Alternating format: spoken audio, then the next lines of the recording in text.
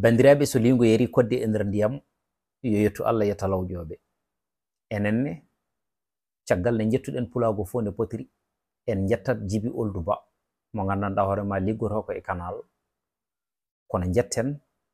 ɓeɗo sukaɓe e ɓeɗo mawɓe juuɓe oɗo série biyeteɗo Jaam e Fatima. Série Jaam e Fatima addi jaam e nder rendo fulɓe. Hande so tawi gonɗa ko Fouta Coumba yummen, so tawi sanga 15 heures yoni ina wayno kala mo wottonoki wottora ko sowna série o gas. Kala jimnoɗo e bol bottari harat ndiɗon bottari ngam oɗon série tigui rigui dogowo. Kadi so tawi wonde jamma o yonti rediffusion ene waɗe ina wayno kala ɗo turnuɗa dande ko wotare ko télé pulago yimɓeɓe jaggata woni on série mo gandanɗa hoorema ari ko findinde, tindinde, hirjinde e jirtinde rendo men ne tawno so tawi a ƴeewi e côté décor ko pulago jiyata hen, sa ƴeewi aussi eɗo côté scénario o ne lelori ni gandata koko gurɗen ko ɗum woni tigui rigui koɓe jouyi e nder oɗo série walla mbiyen oɗon film biyeteɗo Jaam e Fatima. Mention spéciale noon e Marodi TV ne tawno Marodi TV holli wonde koɓe professionnel en nde tawno hay goto wattaɓe rapproché e nder oɗon série côté image, côté décor, côté lumière et côté son, tout est ok. Donc nak so tawi ɗeɗo gueɗe peewi tan scénario moƴƴi série filtodire windare ko ɗum saabi hande kala jouroɗo e nder oɗon série ina haasi ko jouwannoɗo théâtre walla jouwatano oɗon théâtre Allah rokkimo fartangue wawde wonde star e nder rendo fulɓe nde tawno ina wayno télé pulagu mo canal addani tigui rigui pulagu télé o ene filtodiri e kala ɗo pullo wawi wonde e jokli windare. Bandiraɓe est ce que oɗon gandi oɗon série tagui hewɓe barmeji mumen duufi ne tawno so série o fuɗɗima jomumen ni jejjiti wonde ko fawnoɓe barmeji te eɗen gandi wonde enen e jawdi daridi ko enen gondi e nder oɗon tuma ɗum saabi noon so tawi holli barme caggal tan sa renaki mbewa walla mbaalu ara derguita. Kono ɗum fof e wade noon belamma mo série Jaam e Fatima addi o so tawi tan ko gonga enen eɗen poti ruttudeɓe teddugal nde tawno ko tedduɗo teddinta tedduɗo ha tedde yesso tedduɓe kono manda teddugal o wawa teddinde hay goto. Ɗum noon so tawi wonde e yonta hande o ne wayni ene sifori ni ene wayi jiiɓade ni en dañi sukaɓe ɓe gandanɗa hoorema kañumen fandare mumen e eɓɓum men e kuccam mumen e anniya mumen foof ko yo pulago yaaru yesso. Ɗum noon alay saago enenne aussi so tawi en jii ɗum ɗon garen gam wawde dolnude ɓen sukaɓe. Bandiraɓe kala ko feewi yuɓɓi yumti rendo ngo weltoro wadde noon eɗen gandi série Jaam e Fatima so tawi tan a ƴeewi e nder galleji gonɗi hen ɗi a ƴeewi kadi e acteur eɓe jouɓe tigui rigui ɗiɗen série ji ɗi a anda tigui rigui professionnalisme nana e nder structure biyeteɗo Marodi. Ko heddi ko noon kala ɓiɗɗo pullo kala beltortoɗo pulagu ene foti wawde weltade ne tawno eɗen gandi enen fulɓe eɗen jogui culture kala ne neɗɗo yiɗi memde culture e nder leydi ndi falla budda a memat ko pulagu ko ne tawno ko pulagu ko ene yaaji kadi ene yuɓɓi ene yumti kadi ne yaada e jamanu. Ko ɗum saabi sa ƴeewi hande e nder série ji goɗɗi jolfuɓe ko ene bete en il faut so tawi ɓe jiiɗi joude ko woni e nder société e nder Sénégal ɓe jaaha ɓe memboyo ko pulagu ko ɗum saabi ɓe jouyi haɓe jouyi leñamagu ɓe jouyi haɓe jouyi ko gandanɗa hoorema aussi ɓene mbiya wonde ko kañumen goni rimɓe ɓene mbiya ko kañum woni ngene ñeñɓe kono noon ɓe gaddini en galleji ɗi gandanɗa hoorema ko 100% pulagu ne tawno jomumen hay sinno kala ɗemgal olof accent o ko accent fulɓe kono kadi aussi ene kutoro ɗemgal fulfulde nde.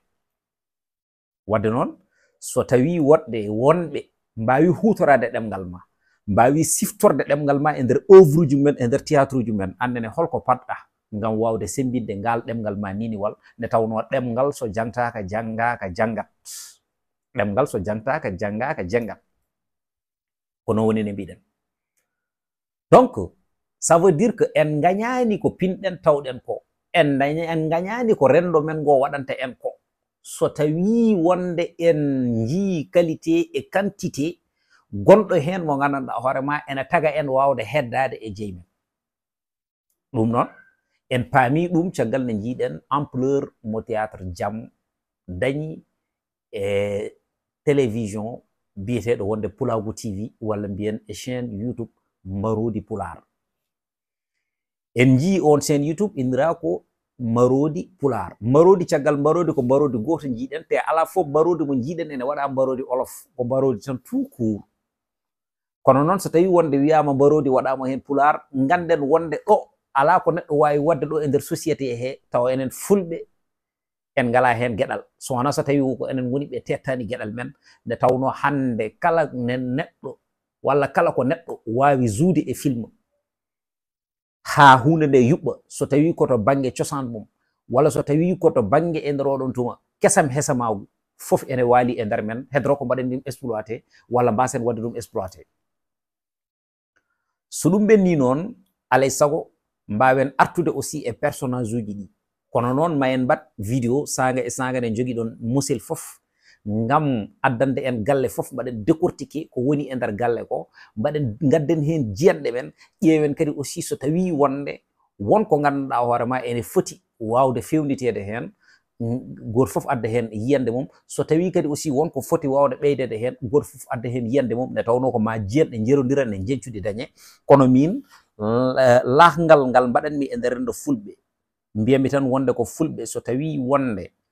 en dañi fartange wawde dañde sukaɓe rokkoɓe en fartange eɗo banggue mogoji ha mogoji men mbawa yettade ɗo yettiɗo walla mbiyen wonde mogoji men mbawa filtodir windere wadde noon so tawi en dañi actereɓe waɓe hono noon poɗɗen ko sembinde ɗumen ne koreji men cembinirta actereɓe mumen ni nde tawno hande ko ɓen invité e téléji ko ɓen invité e radio ji ko ɓen mbaɗata publicité ji te kala hen mo jiiɗa ene wona e bonne condition ne handirti hen ene jogui mobile mum ene dogna ene jogui hoɗorde mum ɗo hoɗi ala hay caɗele goote woɗɓe ɓe ene ballita ɗumen ngam ne mbawa jogade courage ɓeydade wadde ko waɗata ko.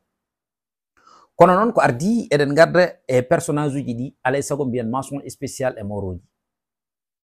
nde tawno actereɓe ɓe mbi wonde ɗomɗani keyɗani te so neɗɗo woni e tournude hay sinno wonde ene warñi walla hay sinno wonde wulama walla hay sinno wonde tampi ɓe mbaɗat pause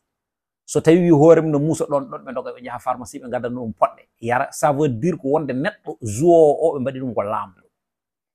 so neɗɗo noon tigui rigui rokkama fartange e nder gollal mum tan waɗa gollal ngal ne foti wawde waɗirde ɗum ni ha yuɓɓa yumta tabita jalɗa laato rendo ngo wawa yiide hen fodde ne foti wawde yiide hen nde ha timma nde tawno eɗen gandi so tawi neɗɗo ala ko heddi waɗi opte wawde zuude ɗemgal mum ha hunde nde ne wawa yaltude wawde kadi yeyde hen image mum ça veut dire ko oɗon so tawi aɗa jogui ko balluɗa ɗum wallit ɗum kono wona darade wiide wonde aɗa critique ɗum. En jiyen noon gorko jontaɗo biyeteɗo Cheikh Tidiane gorko mo Mérial Sayboɓe kono noon e nder théâtre o wiyete ko Jaam ko gorko jontaɗo kadi ko gorko aussi bawɗo rôle mum kono noon il faut pamon wonde Jaam c'est la première fois o joue film sa wiyama noon mbiyata wonde ko wona gonga firti wonde ko moni kala wonko ɗanoto e mum wawata findinɓe tan ko joguiɓe tigui rigui ngal ɗon karallagal ɗum noon eɗen jetto ɗon Marodi e on mo foɗodirta e Djiby biyeteɗo Fatimata inde mum ko Kardiatou Sow kono kadi aussi sen garti e Djiby woni Mamoudou Amadou Ndiaye hakkude Djiby e Jaam wawata welde nde tawno neɗɗo mo gandanɗa hoorema tawɗa wonde ko ene tuti ko tutino mbiɗa wonde so tawi ko tutino ko tutama haala ko heddi so wona wonde wawi wonde jibinoje ko an hutorto joomum hutortako ɗum firti ko an e joomum oɗon on beldata nde tawno so neɗɗo haɗama ko yiɗi tan mettina ɗum woni ko jiiɗon hen ko kono noon galle Hammadi ene waɗi yimɓe ɓe gandanɗa hoorema ko gonɗinɓe sernaɓe ɓe jahat e sernaɓe ngam yidde jawdi jaranaɓe hunde foof ɓe mbaɗane ko ɓe mbaɗante ko ɓe jejjita wonde ko Allah jogui fodore mum ne tawno ceerno wawi tan ko wadde ko waɗata ko kono ko Allah fodata koɓe mbiyano wonde dañatake e dewgal mabɓe ko dañe hen ɓe mbiya wonde haadi dañama hen debbo mabɓe ko yeehi ene rokkoroyi hoore mum caggal galle wadde noon on ɓiɗɗo ɓe jibinani ɗum ɓe gañi tan ko yiide oɗon ɓiɗɗo kono noon bandiraɓe ma en gartu e fannu goɗɗo e nder galleji goɗɗi so Allahu lamɗo haaji inchallah mbatte hakkille série Jaam.